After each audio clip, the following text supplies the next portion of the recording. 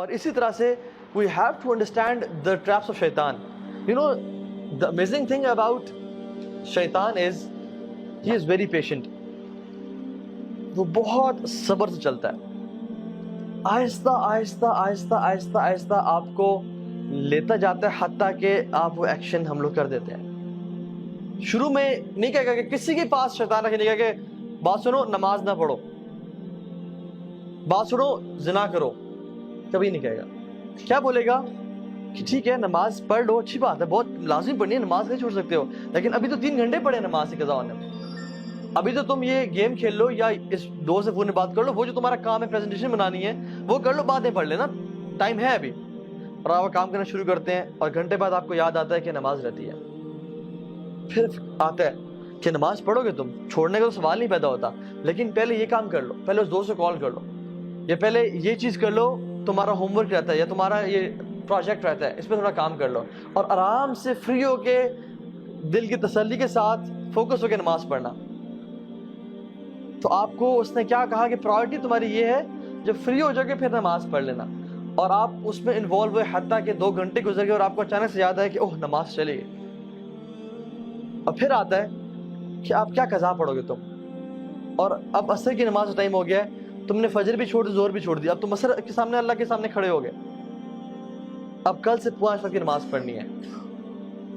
اور پھر آپ کہتے ہیں ہاں میں کل سے 5 وقت کی نماز پڑھوں گا، اور یہ کل کبھی نہیں آتا حتیٰ کہ انسان کورٹ میں چلا جاتا ہے. یہ میں اپنا پرسنل ایکسپیرینس بتا رہا ہوں آپ کو. میں جب یونیورسٹی میں تھا when I was not practicing، یہ تو میرا حلیہ بالکل بھی نہیں تھا اور ہم لوگ برائی میں تھے، تو میں اس چیز کو سمجھتا تھا کہ نماز بڑی امپورٹنٹ ہے.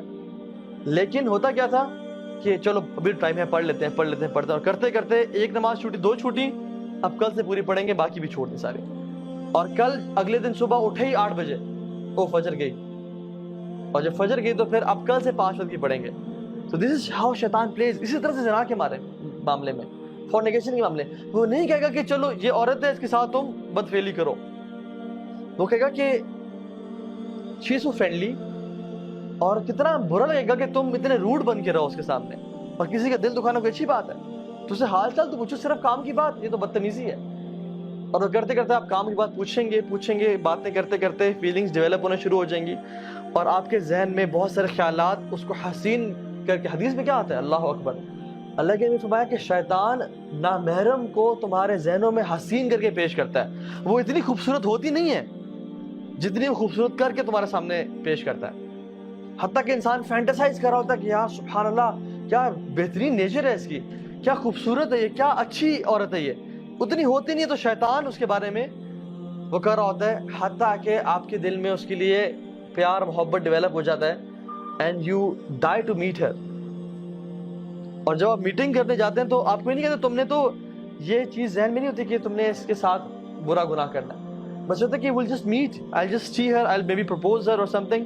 لیکن what happens is ہمارے پاس کاؤنسلنگ میں لڑکے آتے ہیں اور کہتے ہیں کہ ہاں بھائی ہمارا ارادہ بھی نہیں تھا، لیکن حالات ایسے بنتے چلے گئے کہ ہم سے یہ گناہ ہو گیا، اور اب کیا کریں، کیا اللہ معاف کرے گا؟ اور پھر آتا ہے اور کہتا ہے کہ اب تم نے اتنا بڑا گناہ کر لیا، اب تم اسے چھوڑ دو گے یا تمہیں اللہ تعالیٰ معاف ہی نہیں کرے گا؟ تم کس طرح رب کے سامنے معافی مانگو گے؟ تم نے تو یہ پرومس کیا تھا کہ میں یہ گناہ نہیں کروں گا. تو اللہ سے بھی نا امید کرتا ہے. آدم علیہ السلام سے اس نے یہ گناہ کروایا نا، لیکن توبہ کروانا، کیونکہ فرسٹ ایکسپیرینس تھا اس کا آدم کے ساتھ علیہ السلام، توبہ کروانا جو ہے نا اسے نا امید نہیں کر سکا. آدم علیہ السلام نے کیا کیا، ربنا ظلمنا انفسنا وان لم تغفر لنا وترحمنا لنکونن من الخاسرین. تو اس نے ارادہ کیا کہ آج کے بعد میں ان کو گناہ بھی کرواؤں گا اور کہوں گا کہ تم اس منہ سے توبہ کرو گے، 100 چوہے کھا کے بلی حج کو چلی.